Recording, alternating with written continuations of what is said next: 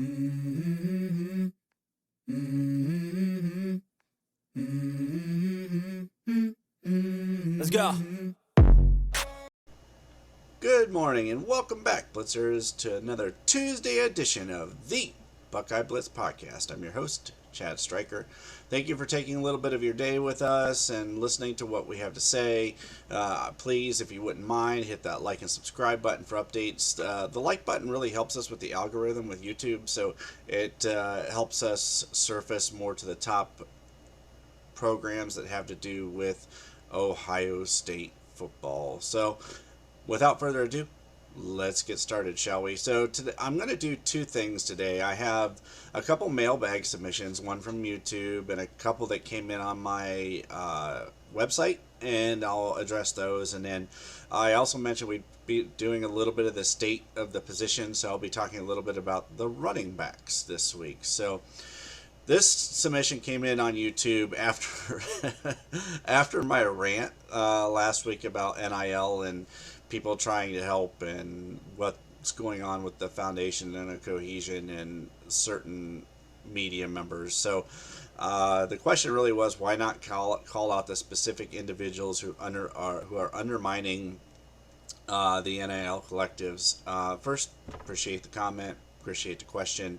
Um, I don't actually know this person. I have never met them. I've never noticed. I've just noticed a trend on Twitter and in YouTube with pronounced, what I would say, negativity toward one collective and not the other.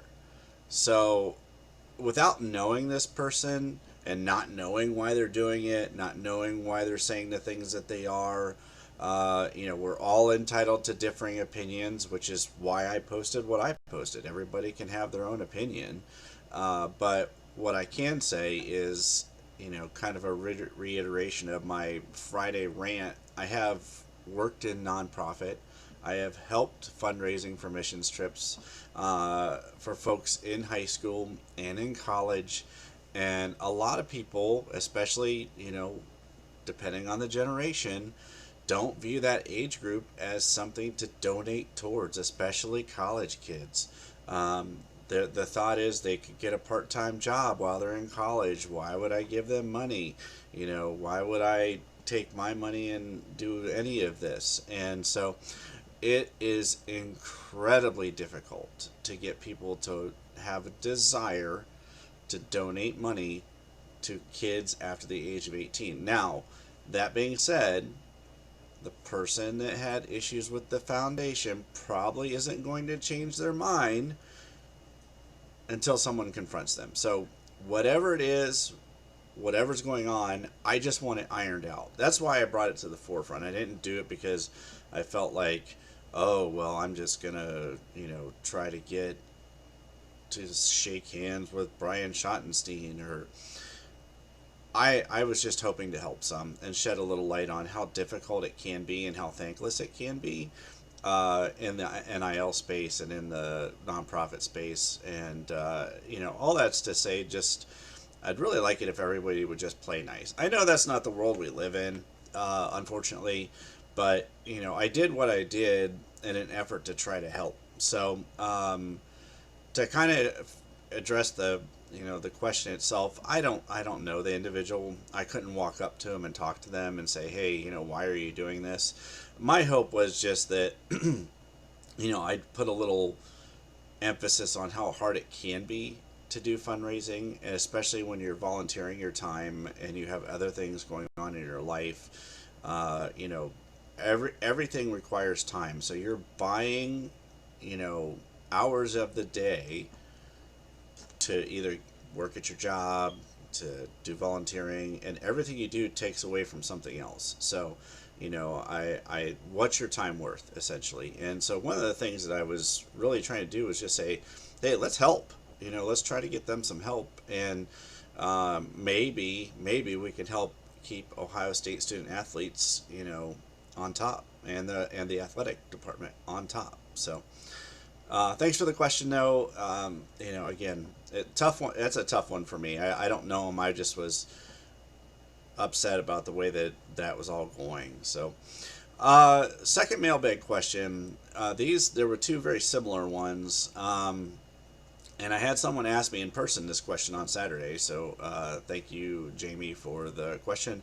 Why is everybody so concerned with Ohio State's offensive line and how do they look this year? So I'll do a deep dive into that position group during the state of the position coming up. However, in major college football, replacing a first round left tackle, what I think will be a top 60 pick at center in Luke Whippler, and probably just based off what I've seen from the Senior Bowl and the way he measures, a top 60 pick at right tackle in DeJuan Jones. So a lot to replace on the offensive line. Add in a new starting quarterback and the recruiting talent dip that at the end of the Greg Studwara era makes for an interesting blend of yikes. So now, this is Ohio State. These kids should be Ohio State caliber. There's a lot of youth. They have to have a size and experience and gain all the things to play in the Big Ten. But I'll say this: thank you for the questions. More to come on that, and keep those questions coming. So, the state of the position, as far as what I would say, the offensive line, I think they're going to be okay.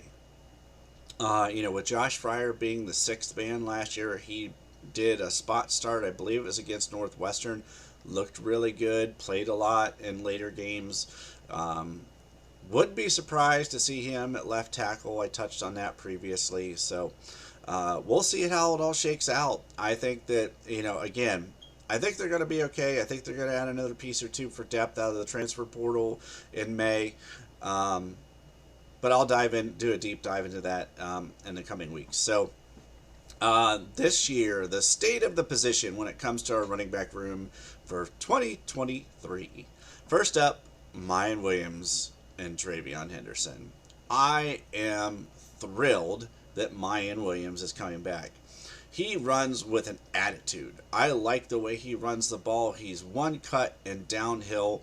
I know he danced some last year. I think that had a lot to do with the nagging injuries he was dealing with. Like, he was just dealing with a little bit of everything. He was just dinged up. So I think that when he was in the game and he was healthy, Ohio State had a different mojo on offense and a different attitude. And, part of running the ball is attitude. I like Travion Henderson. I have no qualms with him whatsoever. I think he had a great freshman year. Last year, being injured definitely set him back.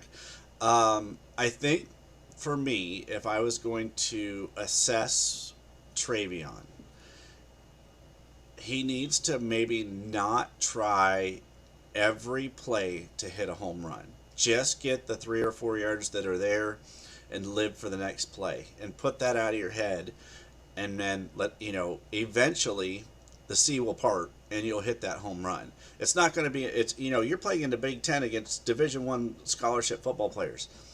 It's not like high school. You're not going to hit a home run every time. It's just not going to happen. So if you're wondering or, kind of what it is with him, I would like I'd like to see him dance less in the backfield. I'd like to see him have one cut and go, and maybe use his jump cutting ability once he's in the hole. Evan Pryor was hurt all of last year, and he was having a great spring, a phenomenal spring. Everything coming out of spring ball last year was Evan Pryor, and was going to challenge for some playing time. And he'll be back for fall camp. He tore his ACL. He won't be available this spring. So I'm excited to see, kind of what he brings this year and how healthy he is. Dallin Hayden, what a freshman year he had. Chip Trainium, transferring in from ASU. Also, switching over from linebacker, he, had an emergency role. I think if you're going to keep him there, having more reps at running back will be good for him. There were some times in the Michigan game specifically where if he had been having reps at running back instead of linebacker all year, the runs probably look a little bit different. with the vision and the cutting. I'll just say it like that. We still have TC Caffey. I think he'll be back for fall camp. He got hurt late last year. Walk on from Hubbard, and then Wiltrell Hartson coming in this class, a preferred walk on out of Massillon. So that's kind of the way the running back room sets up. With some of the decommitments that happened this year. So where does that leave us for the spring? Mayan and Trey will rest and recover. Plus, we know what they bring. A little thunder and lightning. I'm excited to see Dallin Hayden have a full year under the Body by Mariotti program, add some strength and a little bit of size. The thing I love about Dallin Hayden, I touched on it maybe a little bit earlier, much like Mayan Williams, he is a one cut and go. He cuts and hits the hole, and he just gets downhill. And I think with Justin Fry moving away from that stretch running scheme that Kevin Wilson used, the gap scheme, the pulling guard, the counters, all of those will help Dallin Hayden and Mayan Williams a lot. It's see hole, hit hole, run fast. That's what those guys do, and I think that bodes well for a young offensive line. I will say I was more than slightly disappointed in Hayden's use against that team up north.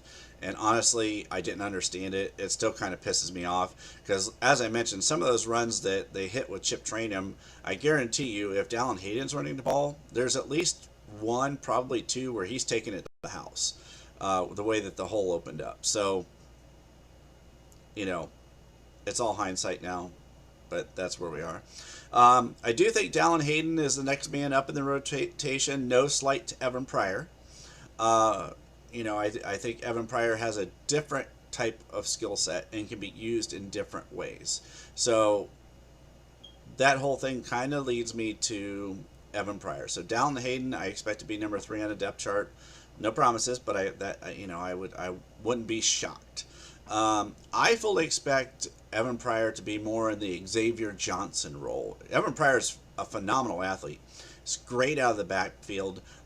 He's very explosive. He can run routes out of the backfield. He can run those zag routes. He can run wheel routes. He could be what we all hoped, or at least I hoped, when we brought Dontre Wilson in. And I really thought with Percy Harvin, that Percy Harvin role in Florida when he was so good under Urban Meyer, when we brought Dontre Wilson down into Ohio State for that H-back position, man, I was hoping. I was hoping we had that Percy Harvin type role position in him, and it didn't ever come to fruition. And so I think Evan Pryor could be that. He is a great athlete, like I said, great receiver out of the backfield. Pryor's honestly who I expected last year to have the biggest breakout season. So I'm going to say I expect him to have a breakout season this year, provided he's healthy. I want him to be a national name by the end of the year. People saying, you have to game plan and scheme for that kid. Much like they did with Percy Harvin. If he does this and it goes well, Ohio State should be in great shape at the end of the year with the rest of the talent they have at the skill positions. And as far as Chip Trainum, no slight, nothing towards him. He looks like a great power back, 4th and goal type thing, but it better be in specific packages and for specific situations and break glass in case of emergency, if you're asking me. TC Caffey, I think he'll get a little run in the spring, in fall camp.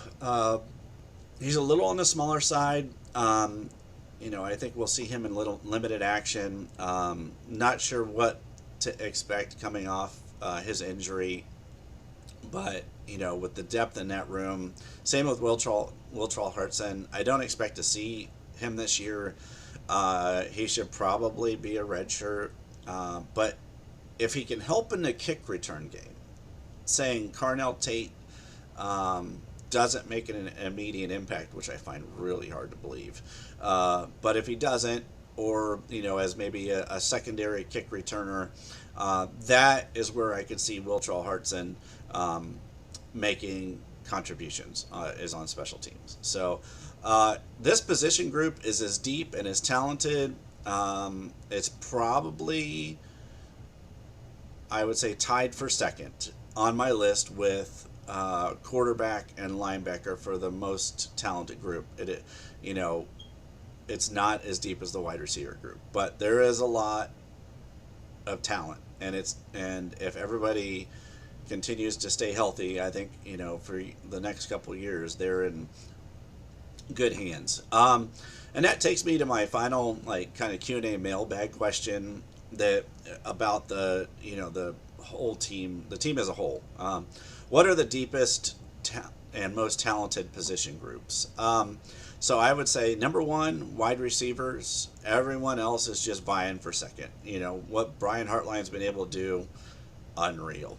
Then I would say quarterback and linebacker and running back. So I maintain that whoever loses the quarterback is going to battle's going to transfer, but that still leaves you with Tristan Gebbia, who was a Power 5 starter at Oregon State. He started some games. He also played at Nebraska.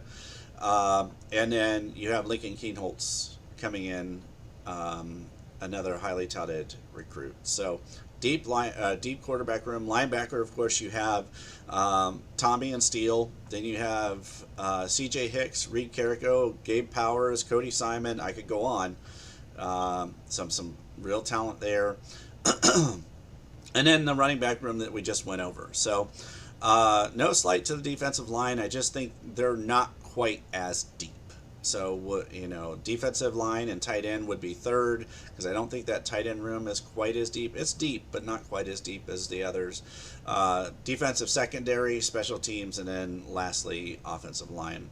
As I mentioned, we'll take a look at all of these, and perhaps my opinion will change as I do some more deep dives into each of them. Thanks for taking some time today to listen. We do appreciate it. Remember, if you have questions, feel free to submit them on my website or in the chat, in the comment section. The website is thebuckeyeblitz.godaddysites.com. Until next time, have a great day, Blitzers.